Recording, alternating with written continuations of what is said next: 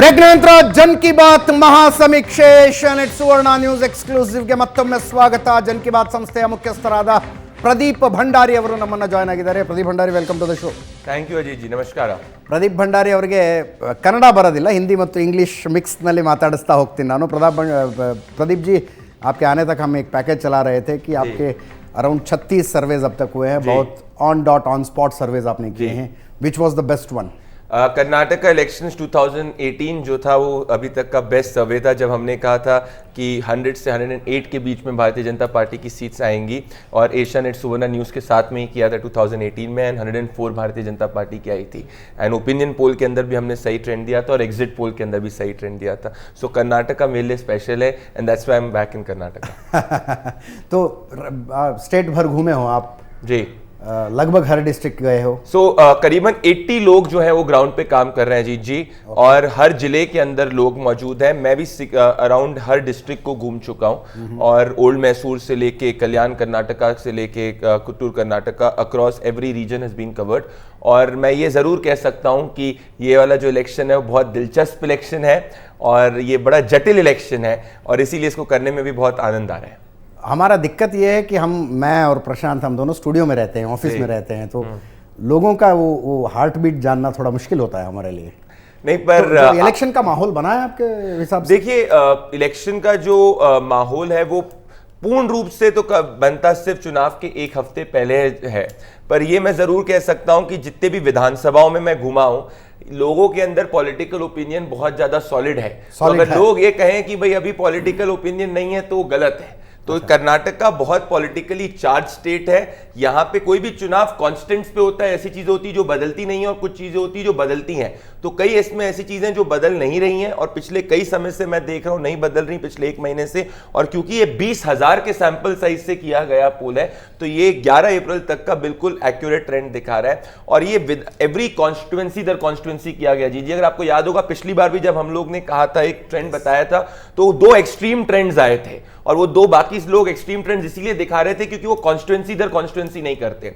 और मेरा ये एक्सपीरियंस है कि कर्नाटका चुनाव को आप बिना कॉन्स्टिट्यूएंसी वाला चुनाव अगर करेंगे तो कभी भी सही ट्रेंड नहीं बता पाएंगे. यहाँ पे हर विधानसभा के अलग जाति समीकरण है, हर विधानसभा में कुछ कैंडिडेट इंपॉर्टेंट है, कई कास्ट इंपॉर्टेंट है, कुछ वहां पे एक अक्रॉस दूसरे बड़े फैक्टर्स आते हैं. तो अगर मैं यहाँ पे बैठूं तो यहाँ पे पूरा समीकरण अलग है, मैं बीदर में चले जाऊं तो समीकरण अलग है, मैं बेलगावी में चले जाऊं तो समीकरण अलग है, मैं उडुपी में चले जाऊं तो समीकरण अलग है. तो मेरे हिसाब से तो ये स्टेट बहुत आनंद आ रहा है मुझे इसका आकलन करने में. और मैं समझ सकता हूं आपकी दुविधा स्टूडियो में रहते हुए, पर कहते हैं कि आप और प्रशांत जी भी जो लोगों की जो हार्ट बीट है वो दूर से रहकर भी माप लेते हैं, वैसे डॉक्टर्स में से आप.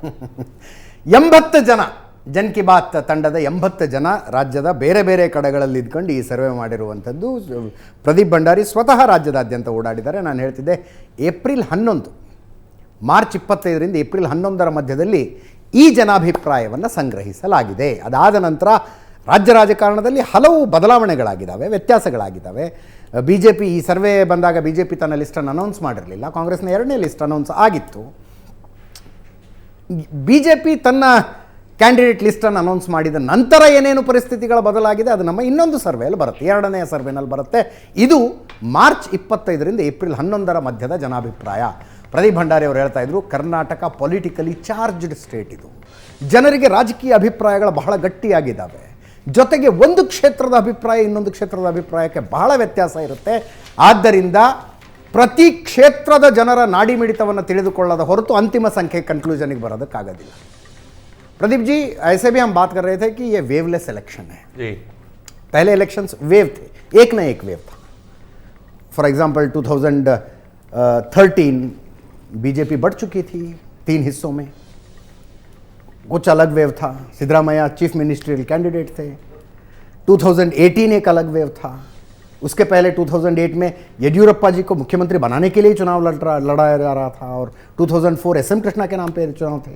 इस बार वेवलेस इलेक्शन दिखाई दे. बिल्कुल, मैं जी आपसे सहमत हूं. वेवलेस और नैरेटिवलेस चुनाव है. हाँ. इसमें भी मैं कहना चाहता हूं कि इसमें ना अभी तक चुनाव का कोई ऐसा एक नैरेटिव नहीं है, और ना एक चुनाव के कोई वेव या कोई पूरा ऐसा कोई चुनाव में एक पूर्ण करंट नहीं है जो आपको पूरे स्टेट में देखने को मिल रहा है। तो इसीलिए ये चुनाव के अंदर जो लोकल फैक्टर्स हैं वो बहुत ज्यादा इंपॉर्टेंट रोल अभी की तारीख में प्ले कर रहे हैं। सो अभी आगे चल के ये वेव इलेक्शन होगा, नैरेटिव इलेक्शन होगा, anti incumbency pro incumbency election होगा, वो मुझे नहीं पता, वो तो आगे वाले समय में हम जांच कर पाएंगे। पर अभी मैं ये कह सकता हूं कि मैं आपके एनालिसिस से पूर्ण रूप से सहमत हूं।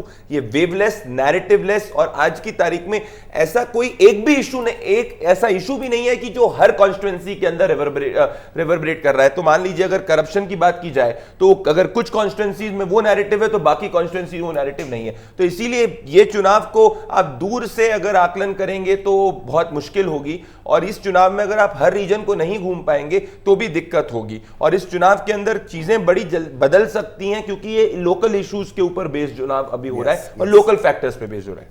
यस प्रशांत, ऑब्जर्वेशन करेक्ट है ना? प्रदीप जी, आप उत्तर भारत के किस राज्य से कर्नाटक को कंपेयर कर सकते हैं? कुछ लोग बोलते हैं कि बिहार, क्योंकि जातिगत समीकरण के कारण बिहार से आप कर्नाटक को जोड़ सकते हैं। कुछ लोग अलग अलग, मतलब तमिलनाडु, केरला, आंध्रा, तेलंगाना में जो नहीं है वो कर्नाटक में जातिगत समीकरण दिखता है कि जो बिहार में हम देखते हैं वेरियस रीजन्स में। क्या आप इससे सहमत हैं?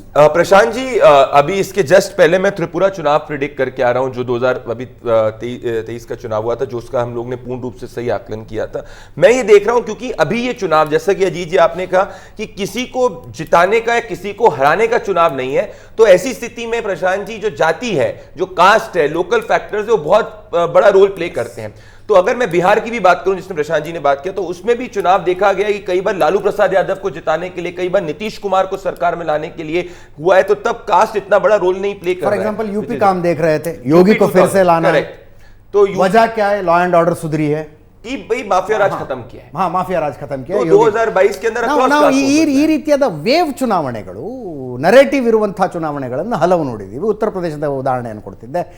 ಯೋಗಿ ಆದಿತ್ಯನಾಥರನ್ನು ಮತ್ತೊಮ್ಮೆ ಮುಖ್ಯಮಂತ್ರಿ ಮಾಡಬೇಕು, ಅವರು ಮಾಫಿಯಾ ರಾಜ್, ಗೂಂಡಾ ರಾಜನ್ನು ಮುಗಿಸಾಕಿದ್ದಾರೆ ಅನ್ನುವ ವೇವ್ನೊಂದಿಗೆ ಆ ಚುನಾವಣೆ ನಡೆದಿತ್ತು. ಅಂಥ ವೇವ್ಗಳನ್ನು ಬಿಹಾರ್ನಲ್ಲಿ ನೋಡಿದ್ದೀವಿ, ಛತ್ತೀಸ್ಗಢದಲ್ಲಿ ನೋಡಿದ್ದೀವಿ. ಆದರೆ ಕರ್ನಾಟಕದಲ್ಲಿ ಅಂಥ ಯಾವ ವೇವ್ ಕೂಡ ಕಾಣಿಸ್ತಾ ಇಲ್ಲ, ನರೇಟಿವ್ ಕಾಣಿಸ್ತಾ ಇಲ್ಲ. ಅಲೆ ಇಲ್ಲದೆ ಇರುವಂಥ ಚುನಾವಣೆ ಅನ್ನೋದು ಇವರ ಆಬ್ಸರ್ವೇಷನ್ನು. ಯಾವಾಗ ಅಲೆ ಅನ್ನೋದು ಇರೋದಿಲ್ವೋ ಆವಾಗ ಚುನಾವಣೆಗಳನ್ನು ಪ್ರಿಡಿಕ್ಟ್ ಮಾಡೋದು ಇನ್ನೂ ಕಷ್ಟ ಆಗುತ್ತೆ, ಸಮೀಕ್ಷೆ ಹೇಳೋದು ಇನ್ನೂ ಕಷ್ಟ ಆಗುತ್ತೆ. ಯಾಕಂದರೆ ಅಲೆ ಇಲ್ಲದೆ ಇದ್ದಾಗ ಜಾತಿಗಳು ತುಂಬ ಪ್ರಮುಖ ಪಾತ್ರ ವಹಿಸ್ತವೆ. ಪ್ರದೀಪ್ ಭಂಡಾರಿ ಅವರು, ಆಮೇಲೆ ಆ ಸಂಖ್ಯೆಗಳಿಗೆ ಬರ್ತೀವಿ, 100 ಜನ ವೋಟ್ ಹಾಕೋರು 40 ಜನ ಜಾತಿಯ ಕಾರಣಕ್ಕಾಗಿ ಈ ಸಲ ವೋಟ್ ಹಾಕ್ತಿದ್ದಾರೆ ಅನ್ನುವ ಸಂಖ್ಯೆಯನ್ನು ಹೇಳ್ತಾ ಇದ್ರು. ನಾನು ಹೇಳಿದೆ, ಹಳೆ ಮೈಸೂರಿನಿಂದ ಶುರು ಮಾಡ್ತೀವಿ. ಹಳೆ ಮೈಸೂರಿನ ಸಂಖ್ಯೆಗಳನ್ನು ನಿಮ್ಮೆದುರಿಗಿಡುವುದಕ್ಕಿಂತ ಮುಂಚೆ ಇನ್ನೊಂದು ತುಂಬ ಸಣ್ಣ ಬ್ರೇಕ್ ಇದೆ, ಮುಗಿಸ್ಕೊಂಡು ಬರ್ತೀವಿ.